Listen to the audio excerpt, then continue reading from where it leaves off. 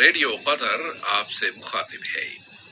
Safe الرحمان سے آج کا دوسرا نشریہ سماعت فرمائیے۔ ابتدا میں پیش خدمت ہے اہم خبروں کا خلاصہ۔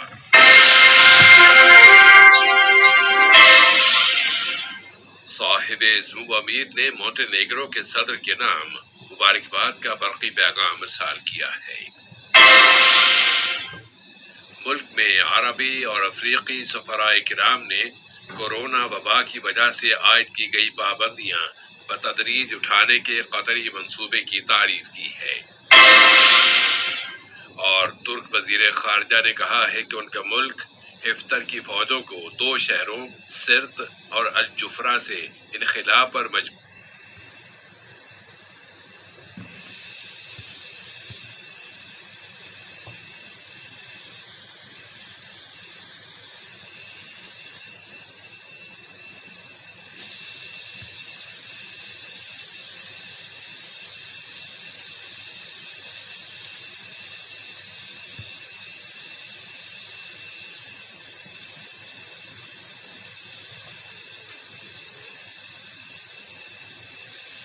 اسٹیٹ ڈے کے موقع پر مبارکباد کا برقی پیغام ارسال کیا ہے۔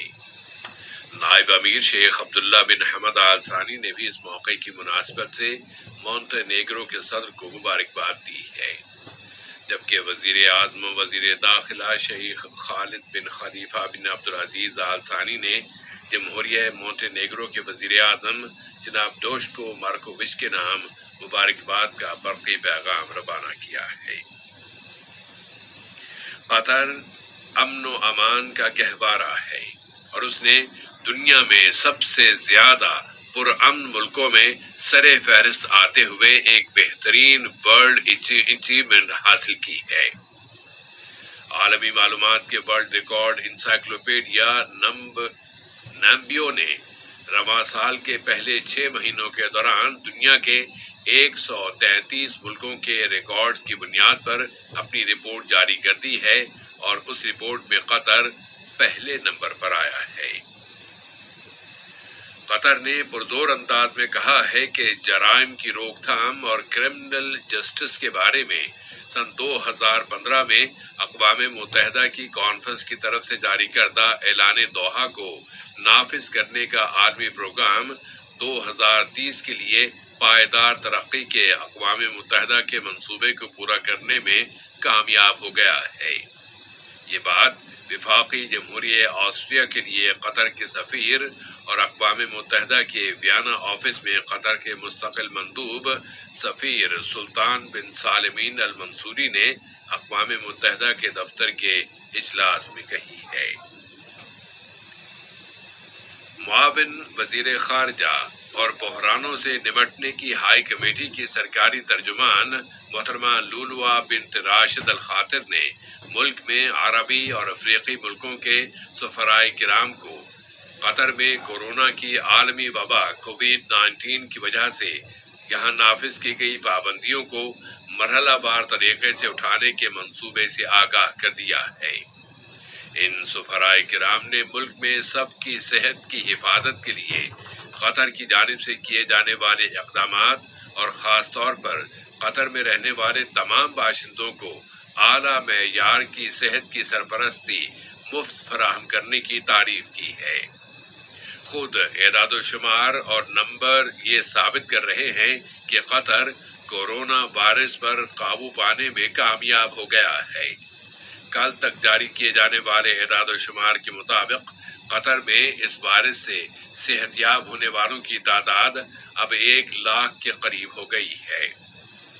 مسلسل حاصل ہونے والی یہ کامیاب اور اسٹڈی کے بعد تیار کی جانے والی ہیلتھ اسٹریٹجی اور حکمت عملی کا نتیجہ ہے، اور اس حکمت عملی میں معاشرے اور سماج کے تمام لوگوں کو ہنگامی بنیادوں پر سرپرستی فراہم کی جا رہی ہے۔ اس کے لیے انڈسٹریل ایریا یا منطقہ صناعیہ میں ایک ہنگامی سینٹر بھی قائم کر دیا گیا ہے، اور حمد میڈیکل کارپوریشن میں میڈیکل ایمرجنسی کی اہلکار ڈاکٹر وردہ صالح السعد نے قطر ریڈیو کو دیے گئے اپنے ایک انٹرویو میں اس ایمرجنسی سینٹر کی اہمیت بیان کی ہے۔ پھر کووڈ-19 وائرس کا مقابلہ کرنے کے لیے احتیاطی اقدامات اور کوششوں کے ضمن میں قطری کینسر سوسائٹی نے زوم پروگرام کے ذریعے بیماروں کی مدد کے کئی اقدامات شروع کر دیے ہیں۔ قطر کی جانب سے کورونا وائرس کی روک تھام کی کوششوں پر بہت زیادہ توجہ دینے کی ایک وجہ یہ بھی ہے کہ دنیا میں اب اس وقت تک اس وائرس سے متاثر ہونے والوں کی تعداد 13 ملین ہو چکی ہے اور اس بیماری میں وفات پانے والوں کی تعداد 5,70,000 یعنی 570,000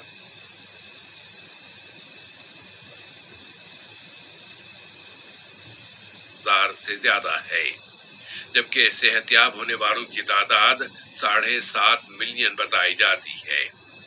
تو محتاط رویہ اور تخفیف دونوں ہی اس وائرس کے ساتھ جینے کا بہترین ذریعہ ہے۔ اسی کو کورونا کے بعد کی دنیا کا نام دیا جا رہا ہے۔ علاقے کے دوسرے اہم واقعات کی طرف چلیں تو یمن سب سے پہلے آتا ہے کہ وہاں حوثی جماعت نے انکشاف کیا ہے کہ اس نے سعودیہ کے اندرونی علاقوں میں ایک بڑا آپریشن کیا ہے اور اس میں جیزان، نجران، عسیر، خمیس مشیط اور ابہا کے علاقوں کو نشانہ بنایا گیا ہے۔ ادھر سعودی اور اماراتی اتحاد نے کہا ہے کہ اس نے راکٹوں اور ڈرون طیاروں کے آڑے آ کر انہیں تباہ کر دیا ہے۔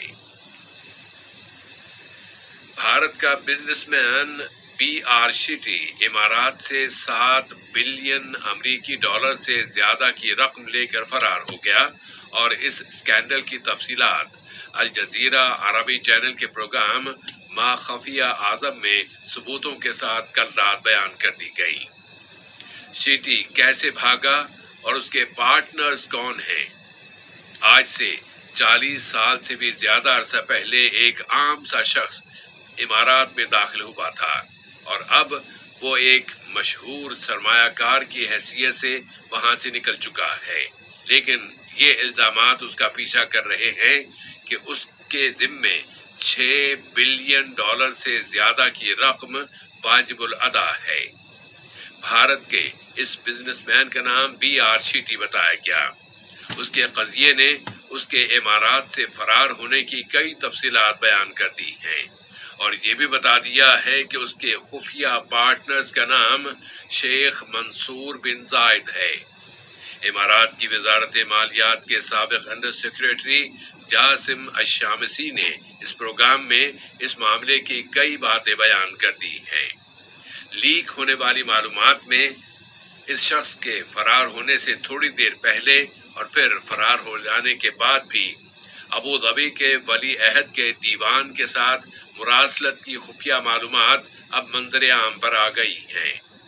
مختلف سرمایہ کاریوں کے لیے اس پر قرضوں کی مالیت کئی بلین ڈالرز تک پہنچ چکی ہے۔ خود PR شیٹی نے امارات کے کچھ لوگوں پر ان کے نام لیے بغیر الزام عائد کیا ہے کہ ان لوگوں نے اس کے جعلی دستخط بنائے ہیں اور لوٹ مار کے مقصد کے لیے اس کے نام سے کئی جعلی کمپنیاں قائم کی ہیں۔ پروگرام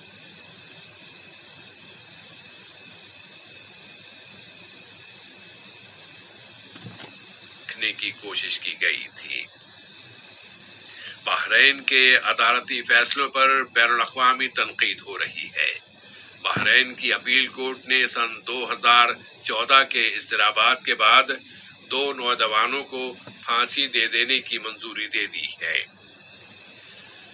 ہیومن رائٹس واچ نے کہا ہے کہ ان نوجوانوں پر دوبارہ چلائے جانے والے مقدمے میں ایک میڈیکل رپورٹ پیش کی گئی ہے جو پہلے مقدمے میں پیش نہیں کی گئی تھی۔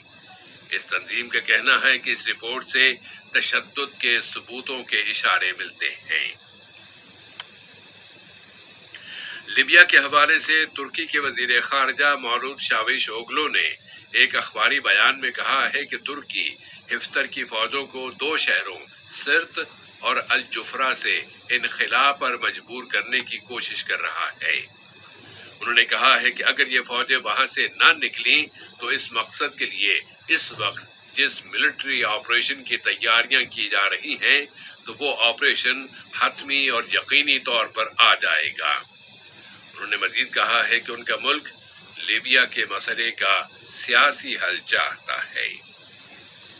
پھر لیبیا کے پڑوسی ملک تیونس میں وہاں کی النہضہ تحریک نے الیاس الفخفاق کی موجودہ حکومت کے بارے میں دو ٹوک موقف اختیار کر لیا ہے اور تحریک کے صدر راشد الغنوشی کو یہ ذمہ داری سونپ دی ہے کہ وہ ایک نئی حکومت کی تشکیل کے لیے صدر جمہوریہ اور ملک کی دوسری سیاسی اور سماجی پارٹیوں کے ساتھ مذاکرات کرے۔ النہضہ تحریک کا کہنا ہے کہ ملک میں ایک نئی حکومت کی تشکیل کا مقصد ملک کا موجودہ سیاسی بحران حل کرنا ہے۔ اسرائیلی وزیر اعظم بنیامین نتنیاہو کی جانب سے مغربی کنارے کے وسیع تر علاقوں کو اسرائیل میں شامل کر دینے کے اعلان کے بعد اسرائیل اور امریکہ میں ایک بحث چھڑ گئی ہے۔ اسرائیلی حلقوں کا کہنا ہے کہ اس اقدام کے بعد تو فلسطینی غیظ و غضب کا ایک دھماکہ ہو سکتا ہے، اور امریکہ میں وائٹ ہاؤس اور کانگریس کے درمیان اس وقت کشیدگی پائی جاتی ہے۔ امریکی صدر ٹرمپ نے اپنے ایک دوست اور سیاسی اتحادی راجر سٹون کی سزائے قید میں تخفیف کر دی ہے۔ مولر تحقیقات کی روشنی میں راجر سٹون کو 7 جرائم کی پاداش میں 40 ماہ قید کی سزا سنائی گئی ہے، لیکن صدر ٹرمپ کی طرف سے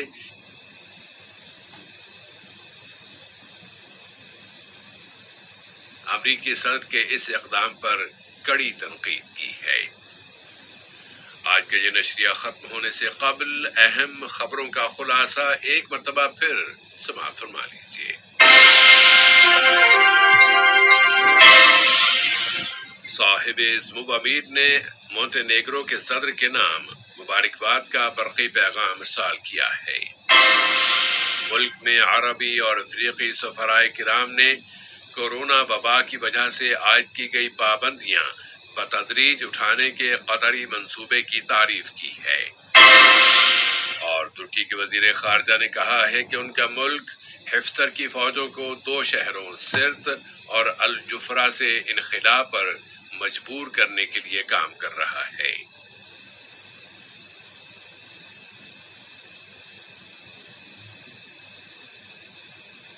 انشاءاللہ